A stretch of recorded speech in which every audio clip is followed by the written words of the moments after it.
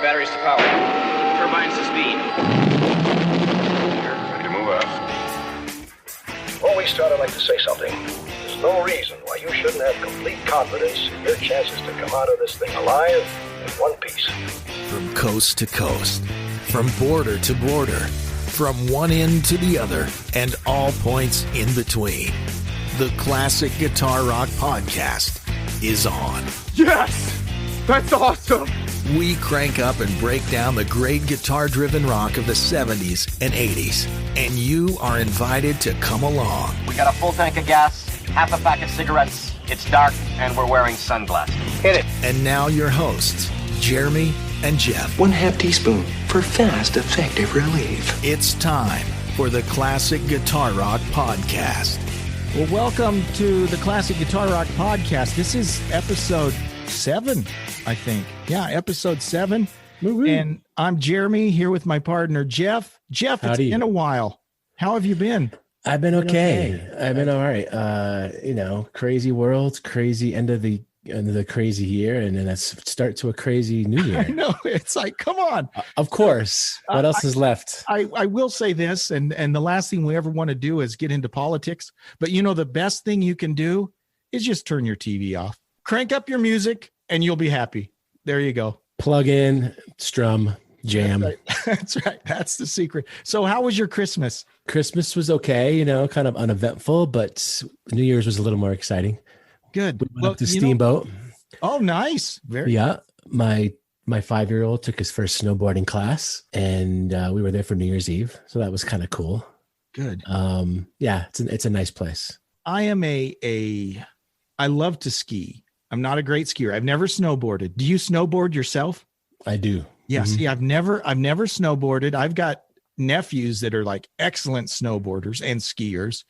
Yeah. I've never tried to snowboard. I am a solid, good, intermediate skier. I'm not great. I'm lucky if I get up once a year. And I, to be honest, I didn't ski at all last year, but there have been years where I've gone up 4 or 5 times. Love to ski. And of course you're in skier's heaven where you live. True. So, I used to ski as well, being from Connecticut. Mm-hmm. Again, yeah, we'd go up 3 times a year, 4 times a year. Icy, sometimes just horrible conditions, really. I moved out here, Colorado, and hit a powder day. Right. And if anybody out there has, snowboarded or skied powder, it's a whole different experience. And so that's when I transitioned to snowboarding, and being on a snowboard and powder is, if you've ever surfed, I'm sure it's similar, but just that leaning back a little and just, whoa, it's an amazing thing. It's just, so I stuck with that. I will tell you this. We spent our New Year's in Montana. And I told you I got my old snowmobiles, an 82 Yamaha Enticer. So we were running all over the place on that old 82 Enticer, and we just had a blast. So no one got hurt. So it was a good time was had by all. So we have started a Patreon site.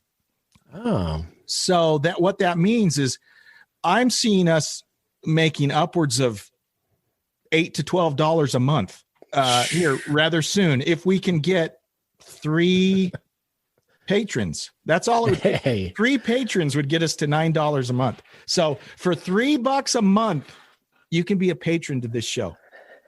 That's a good coffee. I mean, that's a cup of coffee, and you could be, there are other tiers. There's a $3 tier, a $6 tier, and a $12 tier. And if you're on the $12 tier, I mean, basically you can come on the podcast. Okay. Sure. Why not? Why not? So yeah, we got Patreon, and that's my goal. $9 a month. That's the goal. If we can, I love it. $9 a month, I'd be a happy guy. So great. We'll post the link if that's something you're interested in. Obviously we do this for fun, but down the road, we were just talking about microphones before we started here. There can be some expense to doing things like this. So, if you have a few patrons, that can help defray the cost of a microphone or a mixer or computer, Sure, of course. or even gear, if you want to review gear or albums, all of that helps to defray the cost. That would be kind of cool to, I just bought do you know about the Fender Tweed Deluxe 5E3? I do. I just got a used one that was a remake. Nice. Not a remake, like a kit from Mojo Tone. Nice. So they have these schematics, and you can go and you can build an amp for $600 or $700 versus Instead of 12 thousands. Yeah, exactly. Yeah. So did you build it, or you bought it already built? I bought it. It's right down there. It's beautiful. It's tiny. And that's the 5E3. So it's got a 12-inch in it, right?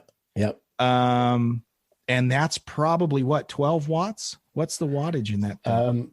This one, 18 is okay. about, but this one I guess was wired to be able to take different tubes, and it goes up to 35 watts apparently. Wow. And that's bare bones, no reverb on that thing, right? No reverb, 3 controls, one tone, 2 volumes, 2 channels. There you go. Okay. That would be cool to bring that into the fray. I saw you playing guitar a couple episodes ago. Right? Were you jamming on something? I was, yeah. Nice. Can't remember. Yeah. And was that the amp in the room into the mic, or was you plugged into your interface? I can't remember. Probably into my interface. Yeah, it's probably into my interface. I've got a Princeton Reverb reissue. Nice. Mostly what I gig with. I have one of the Boss.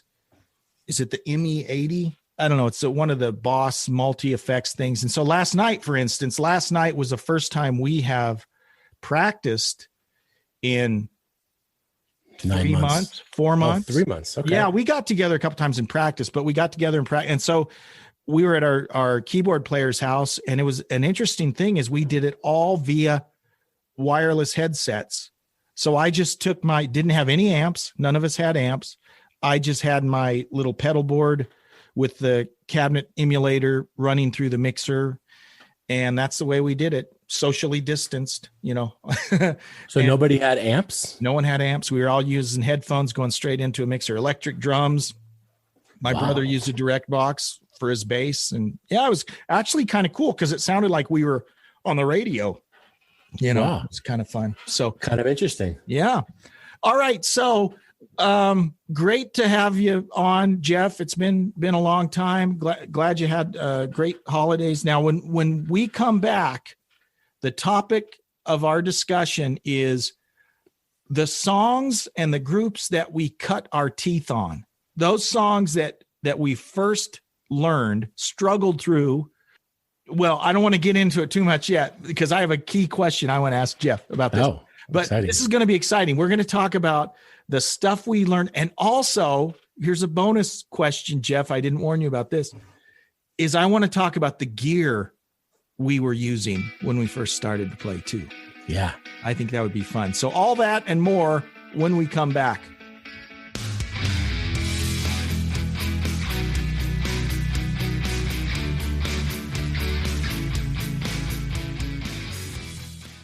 Exclusively on ESPN Plus, UFC 313, Saturday. Reigning light heavyweight champion Alex Pereira defends his title against #1 contender Magomed Ankalaev, and an explosive lightweight bout between Justin Gaethje and Rafael Fiziev. UFC 313, Saturday at 10 p.m. Eastern. Buy it on ESPNplus.com/PPV.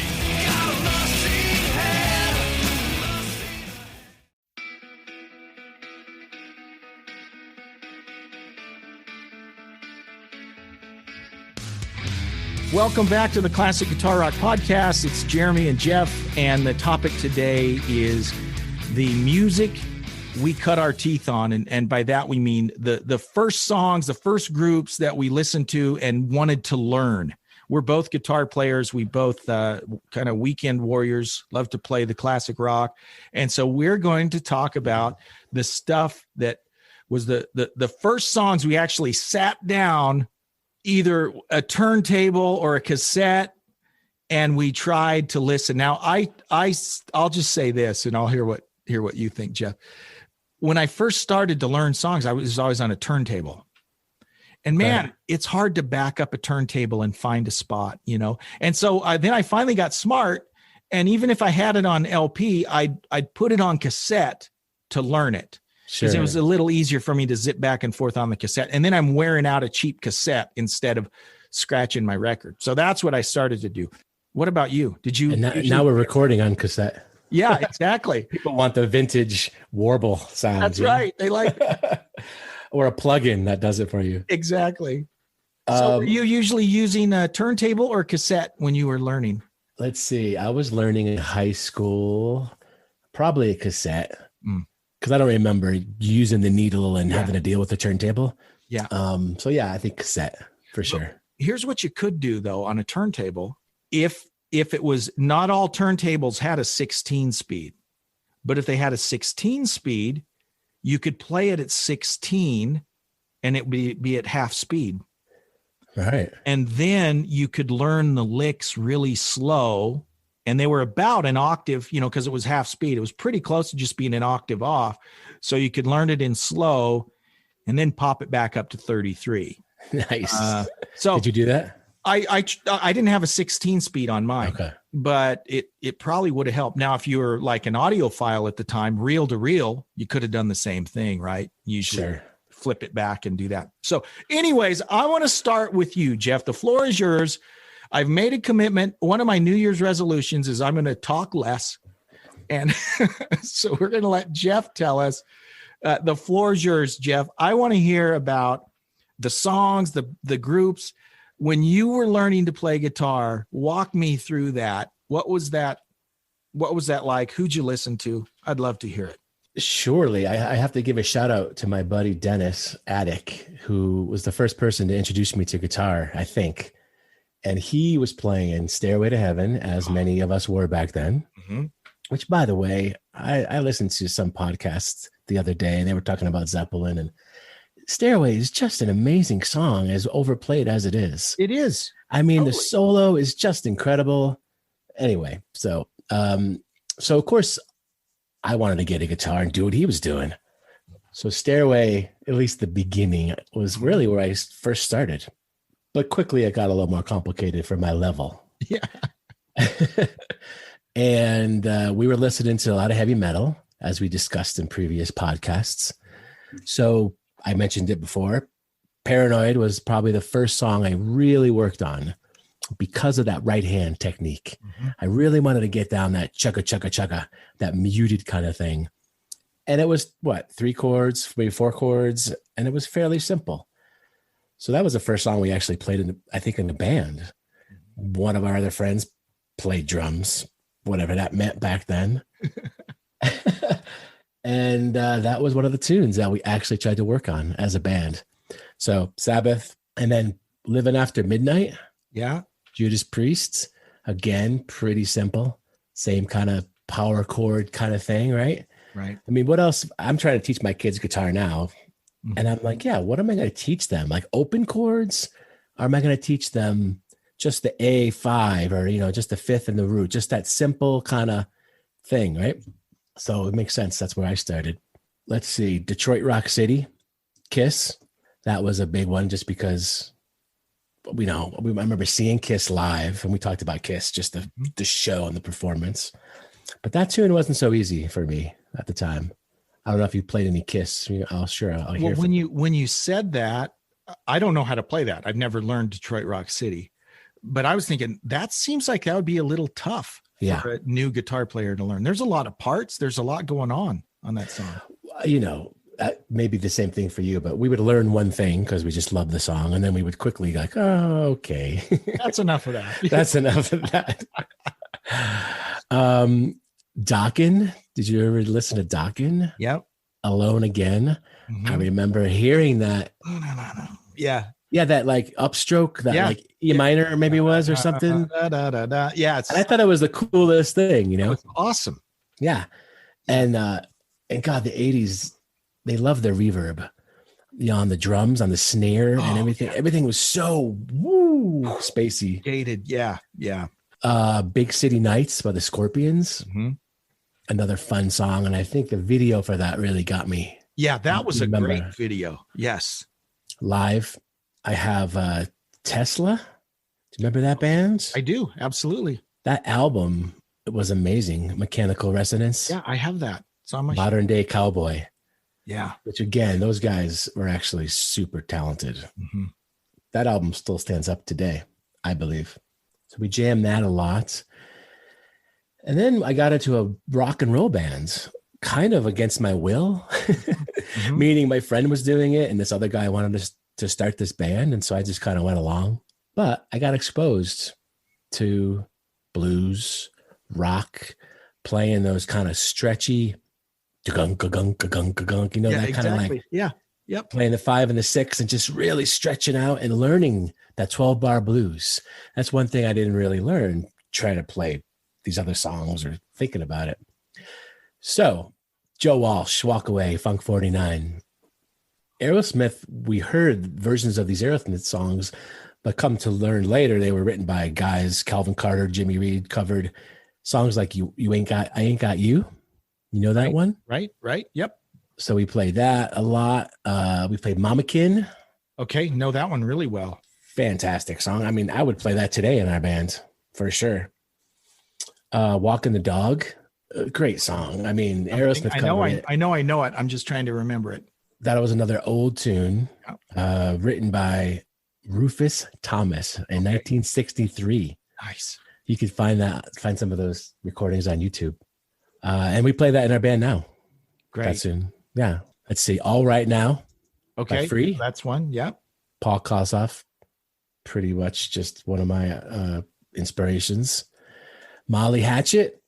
I love Molly Hatchet. Flirting with Disaster. I love Molly Hatchet. The first 3 Molly Hatchet albums, I just love them. Yeah. So that was mainly where I was in high school. Okay. How about you? It's funny. A lot of the same songs and groups that you mentioned, and I have to say this: before we started doing the podcast, I remember, Jeff, you sent me an example of your set list, and I was impressed that your set list was a lot of deep tracks. I remember "Neighbor Neighbor" by ZZ Top was on your set list, and that is just, I've never heard a band out play that song. And that's one of my favorite ZZ Top songs. But that was great. So for me, I've already mentioned that Grinder was the very first song I sat down at a record player to learn how to play. Judas Priest, Grinder. And the only reason I picked that is because it was easy. It sounded easy to me. Of course. Yeah. So I totally learned that song because it was easy. That was the first one. And then I mentioned to you that I bought the tab book for British Steel. And so then I went and learned, because once I learned about tab and figured out how to use tab, that kind of opened a whole new world. But even before the classic rock stuff, and I wasn't going to count these because they aren't really, when I first learned to play guitar, the first thing at least that I learned was the open chords. You learn the G and the C and the D. Yeah, see, I didn't. I was a power chord guy. Well, and see, that's just it, is when I teach kids now, I totally start with power chords. And the reason behind that is I hated learning to play guitar at the beginning because you wanted to rock and you were getting lessons from some old guy that was teaching you cowboy chords. That's not. So now I'm like, the first thing I want to do is I want the kids to be, I taught my daughters this, I've taught my sons this, is here's a big fat A power chord, right? You learn that shape and you slide that all over, because then in a matter of days, they're playing songs, what sounds to them like songs. For sure. And so, I completely agree. You start with power chords, and if you go back late, and I also would say, because for some reason, there was always this mentality, kids should start playing on the acoustic guitar. That's stupid. Yeah. Start them on an electric because it's cool, right? And it's easier on the fingers. It's way easier. The necks are smaller. It's easier to hold the strings down. So start on an electric, learn power chords. That way the kids are excited, and then they can go back and learn how to play open chords and acoustic guitars. That's the way I think about it. But I learned Grinder. I was just thinking back to songs I actually sat down to work out. So Grinder was the very first. Then I learned that British Steel album, kind of one song at a time. Another one, had to be a few years later. I learned Just What I Needed by the Cars. Wow. And the chords weren't that hard. The solo, that's the first solo I sat down and tried to figure out note for note, and got pretty close. I mean, it's still not perfect because that's kind of a tricky, very tasty solo. So I took the time to sit down and learn that. That's pretty advanced. It's pretty, yeah. And I'd been playing for a few years when I did that. But a lot of those songs that you mentioned, Beating the Odds by Molly Hatchet, that was one I learned fairly early on. What else? So when did you? How old were you when you started playing? I mentioned high school for me. When I actually was getting serious about it was about 9th grade.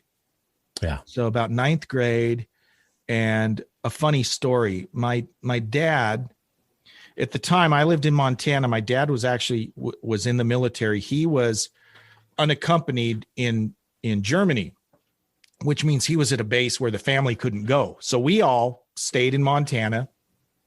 He's over there. He had this Harley Davidson, not a cool Harley Davidson. It was one of those mid 70s when AMF owned Harley Davidson, and Harley people will tell you this.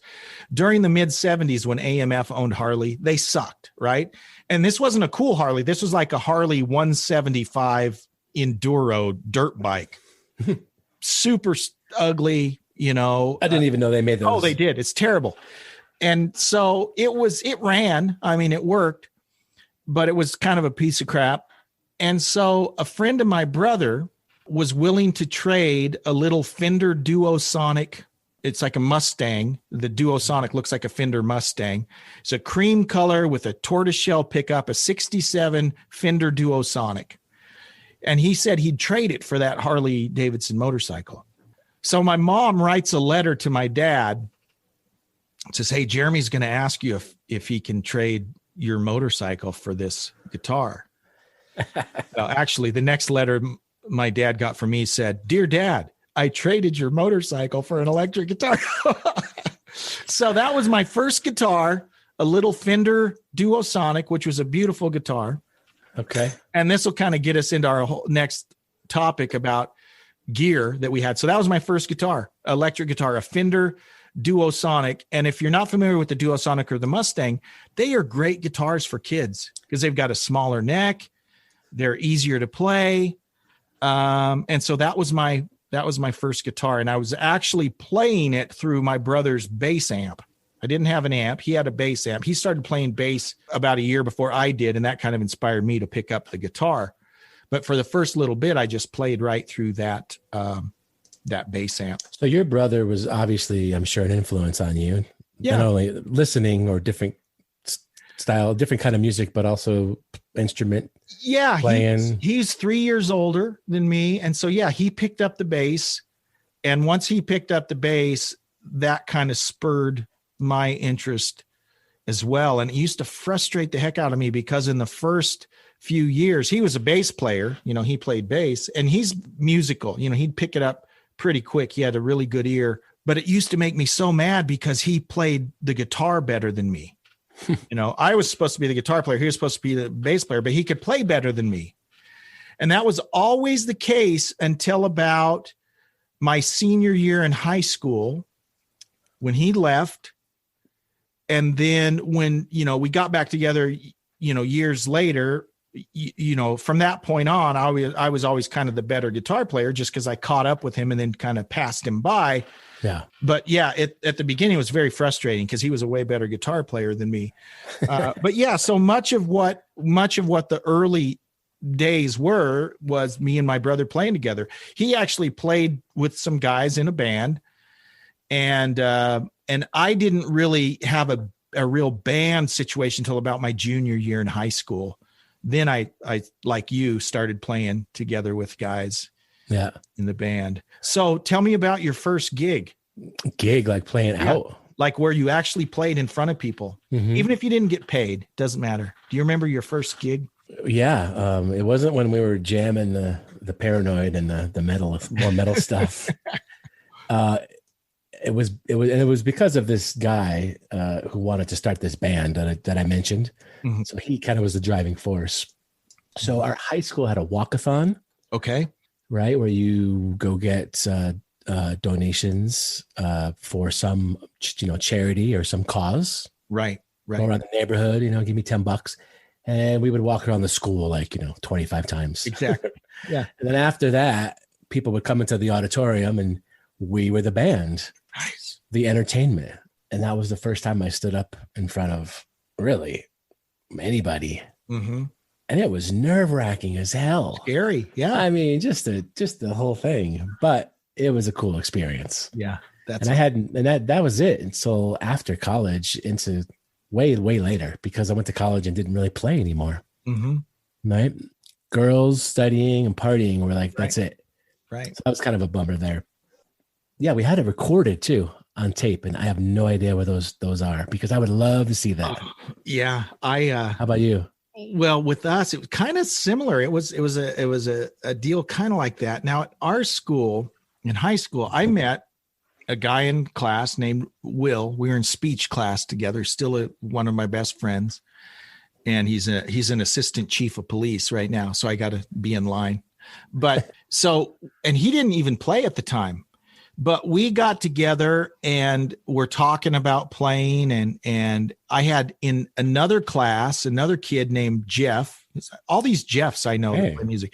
His name was Jeff, and he was into music. And it's funny because he and I always kind of had the concert shirts on and stuff. And so we'd talk to each other, and I found out he played the bass a little, and he knew this guy, Jerry, that I kind of knew but didn't really know. And Will, my other friend, knew Jerry. Jerry was a drummer.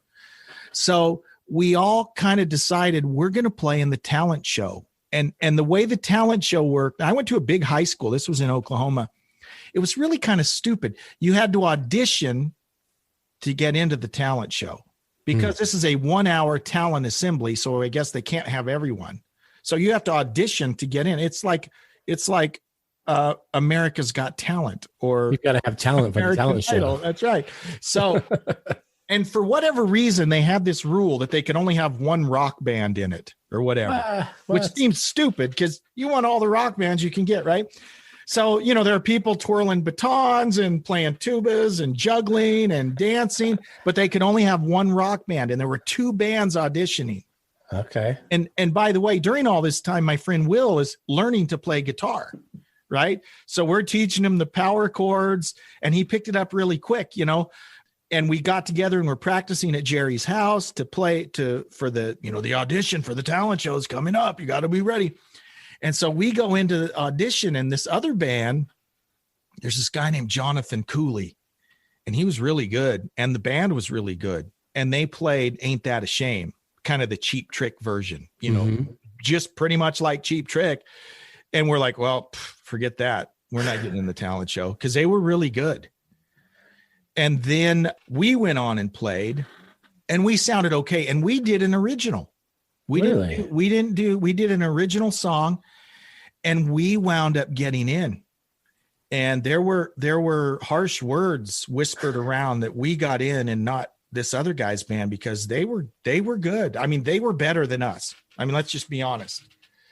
And we like, well, why did we get in? And Mr. Adair, who was one of our favorite teachers and also on the selection committee, he said, well, the fact that you guys were playing a song that you wrote, we thought that was great. So, So that got us in. So the junior year, we played in the high school, and oh gosh, there weren't really many gigs. I mean, there were opportunities to play at pep rallies. We'd play a song or two or do something. And our deal was we always wrote songs. So there was a pep rally. We were playing our crosstown rivals, the Eisenhower Eagles, and we wrote up a song about it, I think that's cool. It was some progressive rock sounding thing about, I don't know. Kick your butt. Yeah. Kick your butt, that type of thing. So I do have one funny memory, though. I remember a girl in the class said she was going to have a party, and she wanted our band to play. And we literally knew like the 3 original songs. So when we got together and practiced, that's what we'd play, our 3 original songs. And we're like, well, we're going to have to learn some songs for this party. And it was like coming up in like a week. And me and my friend Will, we actually skipped school on a Friday with the intention of we're going to learn songs. We're going to spend all day learning songs. And so we worked out. Remember Say What You Will by Fastway? Do you remember that song? Say What You Will. I do remember that name of that band. Yeah, so but it's the a cool song. song. Go check it out sometime. I will. So we learned that kind of. I mean, when I go back and listen to it, we didn't really play it right, but we'd play it close enough that we could sing it, right? And no one would notice. But I can remember skipping a full day and we were learning that. We were learning 38 Special. I remember Summer of 69. We were working out that other Bryan Adams song, Somebody. I Need Somebody. You know, we're learning all these songs. And then the party never happened. So it was all for naught. But we did kind of, you know. So the talent show, you guys didn't win? They didn't have winners in the talent show. Oh, it was just a talent assembly, and they never really. That's not true. That's not true. They did pick the junior year. They did pick a winner, and then I think after that, our senior year, we got into the talent show again, and I don't think they picked a winner because there was some drama my junior year that the everyone pretty much thought that it was rigged. And no one thought we should have won, I don't think, but there were several really good singers, and the gal that won did something else that everyone thought was lame. And so anyways, it was drama, high school drama. Oh yeah. High school drama. My public high school was known to, let's just say you could kind of mess around and not really graduate with any kind of knowledge. My kind of school. Yeah. So my parents sent me to a college prep school. Good for you. Because, in retrospect, no, because I think at a bigger public high school, maybe like yours, I would have been exposed to talent shows or more arts, more music versus go to college. You're going to college, son. Right. So I wish I had more of that kind of thing, because maybe we would have done more talent shows, more whatever back then. Right. I had to Google this because I forgot what kind of guitar I had. I mean, I knew it was an Ibanez. Right. And it was black. So I Googled Ibanez mid-'80s electric guitar. Right. Sure enough, they're still selling them in Guitar Center. It was an RG220B. I'm looking at the picture and I'm like, oh my God, it's bringing me back. Tremolo, Yeah, it's not a tremolo. It's a vibrato. It's a vibrato. You're right. So that's amazing. So explain to our audience what the difference between tremolo and vibrato is, because you're right. Many times amplifiers and guitar companies get that backwards. Yeah. Tremolo affects the amplitude or the volume, let's say, right? Yep. So loud, soft, loud, soft, loud, soft. Yeah. Tremolo is volume.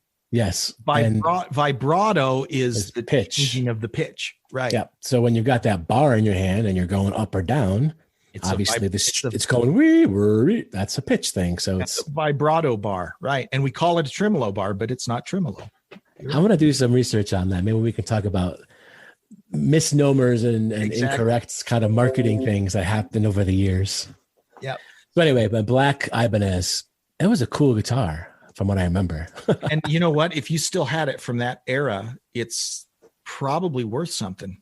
I've got, if this was video, and I guess I could show you, we recorded in video, but obviously the podcast is not video. And I didn't have it then, but I have in my shelf here, I have an 83 Ibanez Roadstar. It's like a Strat. Okay. And I would put it up against any real Stratocaster any day. It sounds more like a Strat than any Strat I've ever owned or played. Just a great guitar. Ibanez made phenomenal guitars. That Roadstar is an awesome guitar. But when I started, I remember I told you I had the little Fender Duosonic, and this is a whole nother episode, a whole nother chapter. I could write a book about the idiotic things I've done with gear over the years. And the first idiotic thing, and I'll blame my brother Jeff for this one. Okay. The first idiotic thing we did, I told you it was a cream color. It was a 1967 Fender. So right there, if I still had it, it would be worth money. Okay. Cream color tortoiseshell pickguard. We thought it would be cool to paint it. Of course. So we painted it metal flake blue, and we didn't replace the pickguard. We painted over the tortoiseshell pickguard white. Okay. So screwed it up. Okay. Looked really bad, but then it gets worse. Then I go in and trade it in on what did I trade it in on? I traded it and a little Fender Harvard Reverb that they made in the late or the early 80s. It was a Harvard Reverb was a solid state amp with a 10-inch speaker. It wasn't a great amp, but I took that Fender guitar and that little amp, cute little amp, and I traded it. And the guy that let me do this, I hope he's in hell, because he should, even though he's a pawn shop owner and he should have said, kid, look, you know what? I could make this trade, but I wouldn't sleep at night if I did it. But he didn't. He made the trade. He took that Fender guitar and that little Fender amp that I wanted to trade straight across for a crate amplifier. And this was when the crate amplifiers were actually crates, right? They were made of wood. They had these wood finished sides. It was a piece of crap amp. Terrible amp that probably is worth, today would be worth $30 for that guitar of mine that I traded. That you didn't have a guitar. Oh, yeah, it was. You lost your guitar. Well, but see, in the meantime, I'd gotten a Fender Stratocaster copy, which wasn't a bad copy, but yeah, it was just idiotic. It was. I get mad just thinking about that. But anyways, pawn shop. Pawn shop. Oh, I know. Then my brother had an old pair of water skis that he traded for a Univox Les Paul copy. That actually wasn't a bad guitar. And when I look on Craigslist now, those Univox Les Paul copies, even with the bolt-on neck, they're like $300, $400. Oh, they had a bolt-on neck? It's a bolt-on neck. Yeah. Oh. But it had DiMarzio Super Distortions in it. Someone had put some good pickup. Cool. But anyways, that's a whole nother topic, Jeff. I have done, someday will write a book about the terrible things I've done with my music gear. Well, then there was the Les Paul that I traded. I didn't trade it. I sold it. And the money that I sold it, I got $500 for it. And I bought a drum machine and a 4-track. And both of those the drum machine and the 4-track within, 5 years were each worth about $25.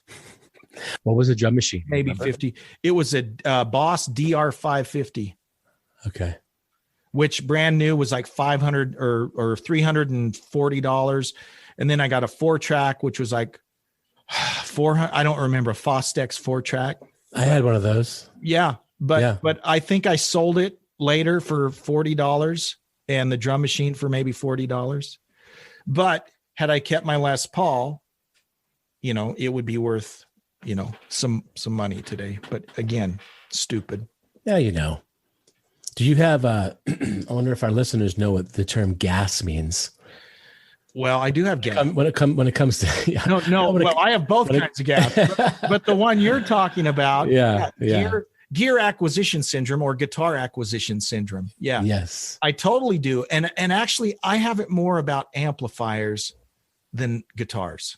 I'm more of an amp guy than a guitar guy. What about you?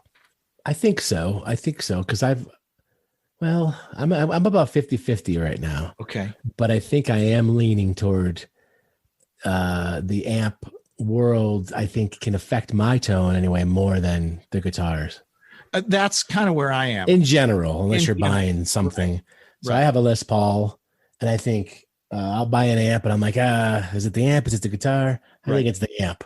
I'll try a new amp and like, whoa, it's totally different. I agree. I think it's more an amp, and I have a weakness. I mean, I have a weakness for I don't go buy expensive amps. I have a weakness for cheap amps. I'll see I paid $40 last week for a late 70s Ampeg SS70 amp, solid state, 70 watt, single 12 amp, $40. And it's scratchy. There's shorts all in it. I mean, but for $40, I mean, and that's the problem is I've got a basement full of amps that almost work. How many amps do you have? I got them cheap. I've got here right now in my basement, I probably have about 8, but I got a few others in other places, sequestered in other places. Are you electronic guy?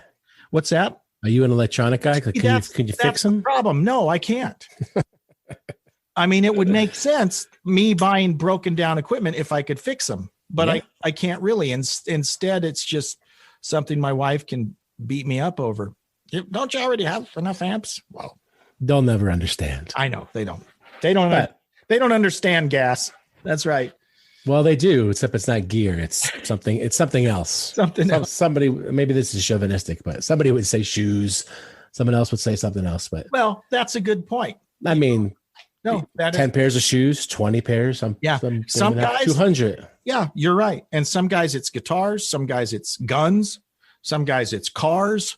So yeah, I mean, I just think that's a normal part of life. So anyway, I think for me, with the whole internet world and reverb.com and Craigslist, you feel like, well, I'll get this thing, I'll buy this, and then I could always sell it.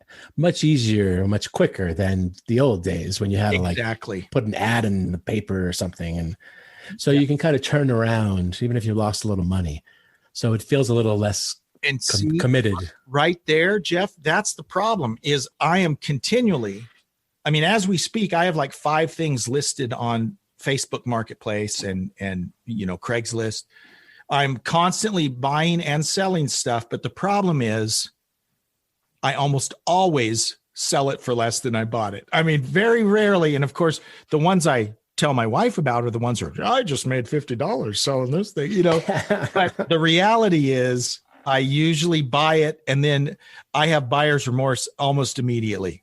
And I'm like, so 2 weeks ago, I go buy a little PV, what was it? A PV backstage, little amp, nice little amps. And I paid like $75 for it. And I get it home like, why did I buy that? I didn't need that amp. And so fortunately, I turned right around and sold it for the exact same price I just bought it for. So you could say I broke even, except I drove 45 minutes to go get it and 45 minutes back. So I just got to learn. I got to say no. I've got to stop doing that. It's just part of the sickness, right? It's part. I have it too. I went crazy with pedals, guitar pedals. Oh yeah. For the longest time. Yeah. Do you still have a bunch of pedals? I didn't really keep them a lot. Right. I would just recycle them. Buy and sell. Yeah. And lose money. That's me. But I think, when it all comes down to it, I'm just really convinced it's in the fingers. Most of it, Yep. One distortion and one overdrive pedal versus another. It's like, exactly. Come on, just play. And that's what I'm trying to tell myself. Just play. I heard, I think it was Ted Nugent talking about the time that he and Eddie Van Halen plugged into each other's rigs. And he said, you know what? Eddie playing my Birdland through my rig still sounded like Eddie Van Halen. Yeah. And him playing Eddie's guitar through his rig still sounded like Ted Nugent. I really think it's mostly in the fingers. Yeah. And those are two guys that to me play completely different. Their rigs are completely different. And yet plugging into each other's gear, it was like, you still sound like who you are, fortunately or unfortunately. Right. Yeah. What I'm actually struggling with too, to add one more quick thing, is playing by yourself, jamming by yourself, trying to get a tone. You're happy. You bring it to a different room or a gig. You play with a band with 4 or 5 other instruments, and everything goes out the window. Exactly. I can't hear myself. Yep. I'm buried in the mix. My solo, I turn it up, still can't hear. It's what's going on here? Like Gremlins, or even this, Jeff. Even you stay in the same room, nothing has changed. You know, you played in there one day by yourself. You thought, man, this is the best sound ever. I sound awesome. You can come back a week later, nothing has changed, and you still think, man, this doesn't sound very good today. So it's crazy. It's crazy, but it's a good crazy, you know, and that's one of the cool things about playing. You know, the nice thing about, and it's something you probably can relate to this. It's a great release, right? It's a great thing. From the time we were 12, 13, 14 years old, we've always been able to go play. You know, even if it's just going down to your basement or your room and you play, it's a good way to relieve stress. It's just, I can't imagine not having music, playing music, listening to music. I shoot me now. Yeah, exactly. I could not live without it. And I just love getting together and playing. I love getting together with folks, you know, listening to music, doing what we do on this podcast, just talking about. Yeah, absolutely. Classic rocks. 100%. Well, hey, this has kind of been a free roaming, free range episode, but I think it's been great. Did you say Jeffisode? It's a Jeffisode. Yeah, hey, I like that Jeffisode. I don't think I said Jeffisode. If I said G.A.S. G.A.S, that sounds like a medicine or something. So, anyways, it's been a lot of fun talking about this. I want to tease our next episode. At least I think this is the plan right now. I got a friend of mine. He's a former employee at the company I work at right now. I've been with this company since 2006, but this poor guy had to sit through training classes of mine because I'm a trainer, right? So I'd give these classes, and he about 10 years ago went to LA, went to a sound engineering school. So his background is similar to yours, Jeff, and now he works for a studio, and has actually, I hate him. I hate him because he posts these pictures on Facebook where he's like with Billy Sheehan or Nathan East, you know, famous people that are in the studio that he's working with. And I'm like, But anyways, we're going to talk to him. He's just a kid too. I mean, he's just, I'm jealous, but he's a great guy. And so we've got him lined up, and we're going to interview him and ask him about some of the folks he's worked with over the past few years and his thoughts on what I want to ask him. I'm giving it all away for next episode, but I want to ask, I would love to ask you this too. So think about an answer for this. I love the big bloated, overproduced albums from the 70s, you know, Jerry Rafferty, Al Stewart, Alan Parsons Project. I love those. ELO. I just love those. I would just love to get someone who's a little more current in sound production, their thoughts on some of those classic albums and how they're different, how it's done different today and those sorts of things. So, I definitely I would like to get his thoughts on, you know, like producers influencing the style or the tone or the quantization of the music. Absolutely. You know, like, is it like loosey goosey, like it really should be, or are they trying to get some product out? Exactly. That's a great question. So think of your producer questions, your audio engineer questions, because you'll have better ones than I will next week when we talk with Greg. His name's Greg. So anyways, that's coming up in episode 8. That's the plan right now.